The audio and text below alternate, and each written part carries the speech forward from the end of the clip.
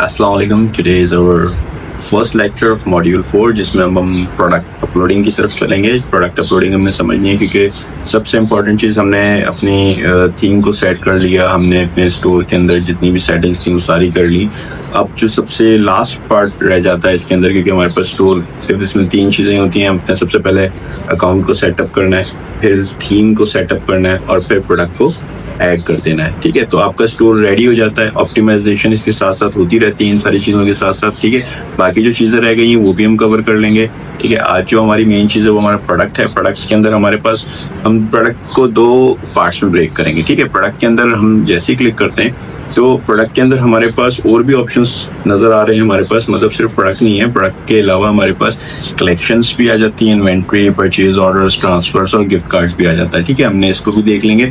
तो सबसे पहले हम देखते हैं प्रोडक्ट्स के अंदर, सबसे पहले हम कलेक्शंस के पार्ट को देख लेते हैं। ठीक है, जब हम कलेक्शंस की बात करते हैं तो कलेक्शंस लास्ट टाइम भी मैंने आपको बताया था, जो कलेक्शंस होती हैं वो बेसिकली कैटेगरीज को कहते हैं इसमें। ठीक है, जब आप जितना अपने स्टोर को कैटेगराइज करोगे, ठीक है, और कैटेगराइज प्रॉपर कैटेगराइज, अगर आप जैसे स्टोर बना रहे हो, अगर आपका स्टोर कैटेगराइज नहीं है और आपके पास बहुत सारे प्रोडक्ट्स हैं, ठीक है, तो ऑब्वियसली बात है, अगर आप हम छोटी सी एग्जांपल ले लेते हैं, आप किसी जर्नल स्टोर या मेडिकल स्टोर चले जाते हो। मेडिकल स्टोर के अंदर आपने देखा होगा कॉलम्स बने हुए होते हैं और उसमें अल्फाबेटिक ऑर्डर के अंदर उन्होंने मेडिसिन या किसी भी एक पैटर्न से उन्होंने एक अपनी मेडिसिन को सेट एडजस्ट किया हुआ होता है। ठीक है, तो ये बेसिकली कैटेगराइज है। ठीक है, आपने भी इसी तरह से अपने स्टोर को कैटेगराइज करना है। जैसे फॉर एग्जांपल अब यहाँ पे हम बात कर रहे हैं, हमारे पास वुमेन क्लॉथिंग है। ठीक है, वुमेन क्लॉथिंग्स की बात करते हैं तो वुमेन क्लॉथिंग के अंदर अब हमें कैटेगराइज करना है। अब जो इसकी कैटेगरीज होंगी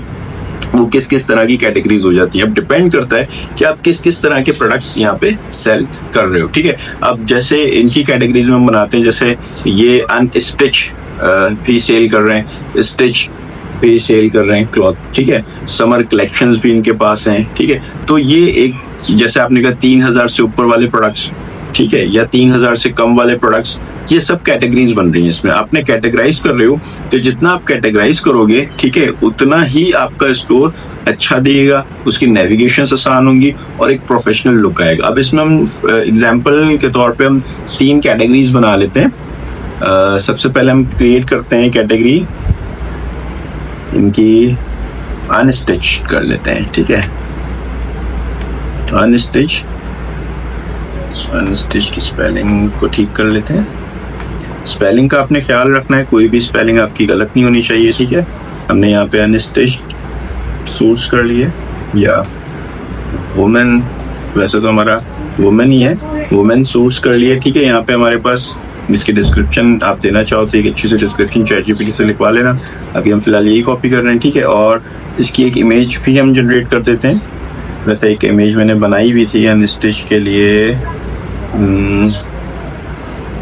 ये रही। ठीक है, हम ये यूज कर लेते हैं, एग्जाम्पल के तौर पे यूज कर रहे हैं। आपकी जो कैटेगरीज जिस तरह की होंगी, ठीक है, इसको हमने साइज जो रखा था वो स्क्वायर बॉक्स साइज रखा है 500 by 500, क्योंकि हमारी वेबसाइट के अंदर हमने कलेक्शन ऐड की थी तो उसके जो साइजेस थे वो स्क्वायर साइजेस थे। आपकी जो साइज हो आपकी वेबसाइट के अकॉर्डिंग आप वो ही रखना। ठीक है, इंस्पेक्ट एलिमेंट करके मैंने आपको बताया हुआ है कैसे होता है, आप सारी चीजें उसको अकॉर्डिंग रखना। ठीक है, यहाँ पे आपकी एक कैटेगरी, एक कलेक्शन रेडी हो गई। कलेक्शन की यहाँ पे छोटी सी डिस्क्रिप्शन आप लिख लेना, ऑप्टिमाइज करते हुए जाना। यहाँ पे आपके कीवर्ड्स होने चाहिए, आपकी 200 वर्ड्स की जो है वो एटलीस्ट डिस्क्रिप्शन, 200 जो करेक्टर्स हैं, एटलीस्ट 200 करेक्टर्स आपके होने चाहिए। ठीक है, यहाँ पे तो आपकी वो ऑप्टिमाइज रहती है और जो भी टाइटल होगा वो यहाँ पे यूज होना चाहिए।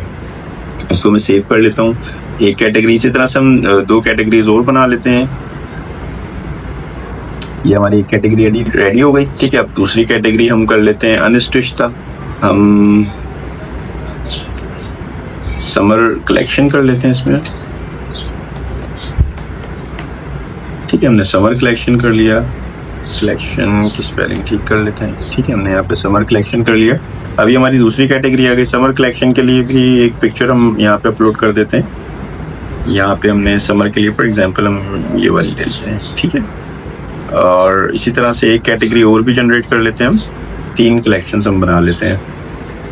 एक सॉरी सेव नहीं की थी, दोबारा इसको जनरेट कर लेते हैं।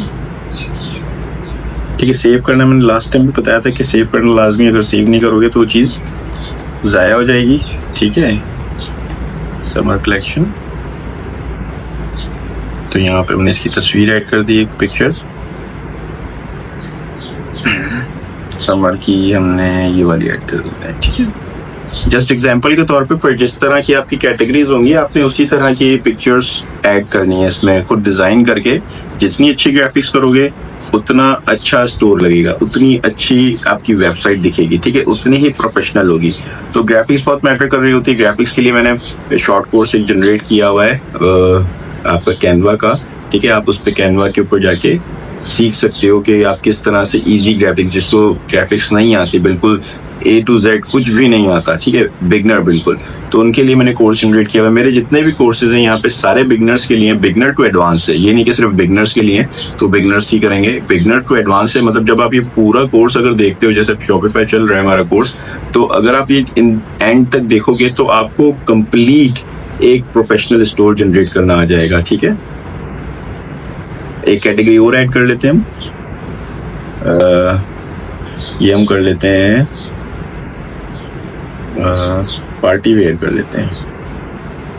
ठीक है,